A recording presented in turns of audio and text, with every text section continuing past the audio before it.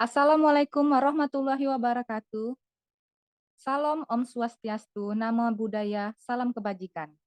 Pertama-tama yang kami hormati, Ibu Dr. Ari Budiarti, SH MHUM, selaku dosen pengampu mata kuliah Filsafat Hukum dan teman-teman audiens yang kami banggakan. Perkenalkan, kami dari kelompok yang beranggotakan, saya selaku moderator, Mary Kartikasari dengan NIM B120362 dan Saya Muhammad Raihan Islamic Rasya B120349 sebagai pemateri dan Saya Nisa Gustrian dengan NIM B120341 sebagai pemateri dan Saya Emahlan Afidin dengan NIM B120345 sebagai pemateri. baiklah. Dalam kesempatan kali ini, kami akan menjelaskan hasil dari kerja kelompok kami mengenai materi analisis narasi filsafat. Langsung saja, yang pertama-tama akan dibacakan oleh Saudara Raihan. Kepada Raihan kami persilahkan. baiklah, terima kasih kepada moderator. Hukum dan kekuasaan secara filsafat. Hukum secara filsafat. Filsafat hukum dan ilmu hukum bertujuan mencapai kebenaran hukum. Hukum sendiri bertujuan hendak mencari keadilan, kepastian hukum, dan ketertiban. Tujuan hukum dapat disokong dengan filsafat hukum dan ilmu hukum. Yakini apabila filsafat hukum dan ilmu hukum dapat menjadi sumber hukum. Filsafat hukum mengintegrasikan hasil penelitian ilmu hukum, mengaitkannya dengan keseluruhan yang ada dan menempatkannya dalam pemahaman manusiawi secara intens dan mengimplikasikannya pada kebutuhan manusia yang paling dasar akan suatu keadilan.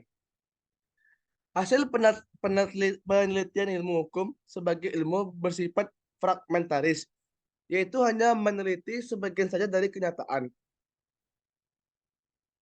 Kemudian, kekuasaan secara filsafat. Kekuasaan adalah kewenangan yang didapatkan oleh seseorang atau kelompok guna menjalankan kewenangan tersebut sesuai dengan kewenangan yang diberikan.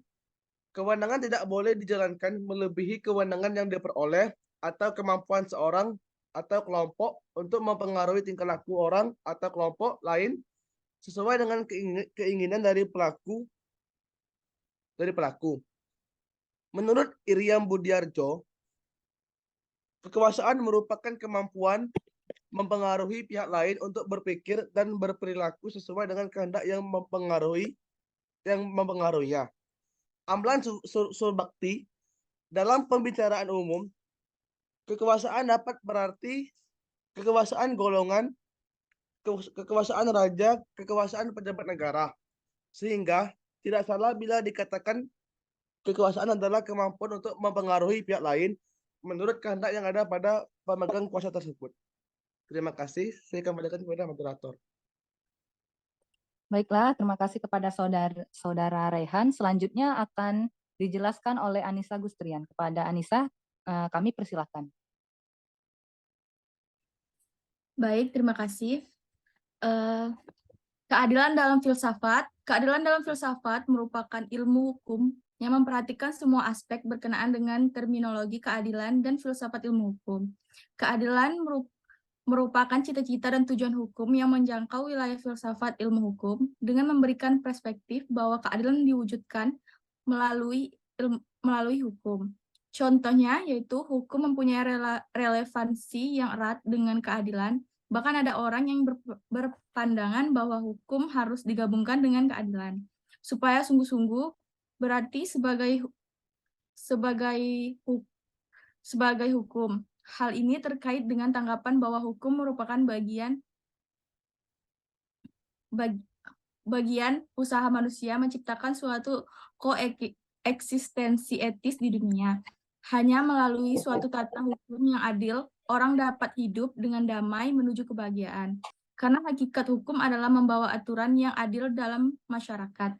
Hukum harus mengadakan peraturan yang adil tentang kehidupan masyarakat, sebagaimana dicita-citakan dalam hukum, dan hukum mengandung suatu tuntutan keadilan yang diharapkan seluruh ketentuan yang mengatur segala perilaku atau keadaan manusia dalam kehidupan mencerminkan rasa keadilan.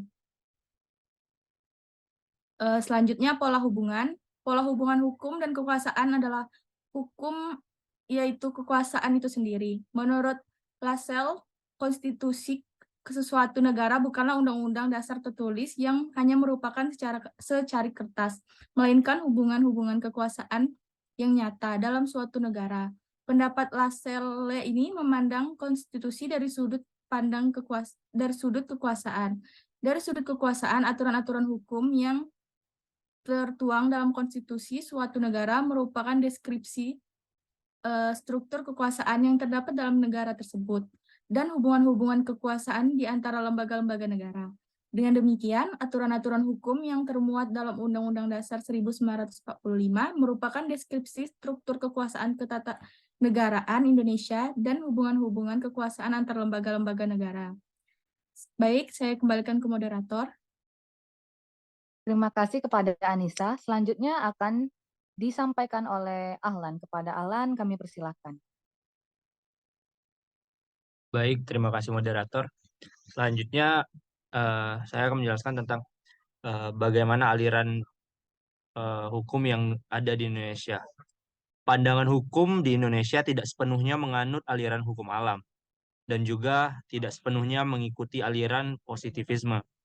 Menurut pandangan penulis, Indonesia menganut kedua aliran hukum tersebut, baik aliran hukum alam dan aliran hukum positivisme. Pendapat penulis dibuktikan dengan sistem hukum yang ada di Indonesia saat ini. Pertama, bukti bahwa Indonesia menganut aliran hukum alam yaitu tercantum dalam Undang-Undang Nomor 48 Tahun 2009 tentang kekuasaan kehakiman pada pasal 2 ayat 1 disebutkan peradilan dilakukan demi ketuhanan yang Maha Esa, yang berarti setiap putusan pengadilan di Indonesia harus berdasarkan pada ketuhanan yang Maha Esa.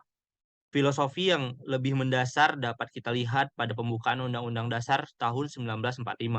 Pada alinea ketiga tertulis, atas berkat rahmat Allah yang Maha Kuasa, sehingga filosofi dasar peradilan di Indonesia berdasar pada ketuhanan. Selanjutnya, pandangan hukum di Indonesia tidak sepenuhnya Maaf, Saudara Ahlan. Selanjutnya, selanjutnya.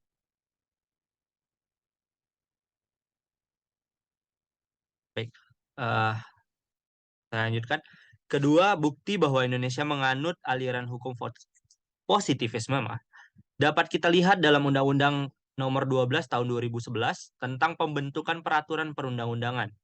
Secara umum, undang-undang tersebut menjelaskan tentang hierarki peraturan perundang-undangan di Indonesia, di mana dalam pasal 1 ayat 2 dijelaskan bahwa peraturan perundang-undangan adalah peraturan tertulis yang memuat norma hukum yang mengikat secara umum.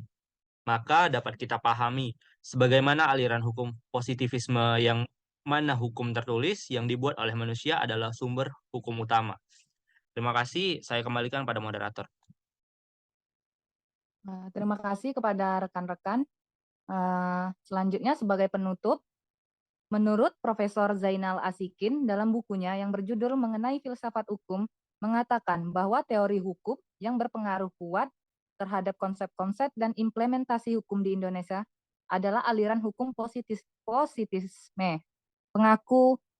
Pengaruh teori ini terlihat dari dominannya kodifikasi hukum yang berlaku di Indonesia.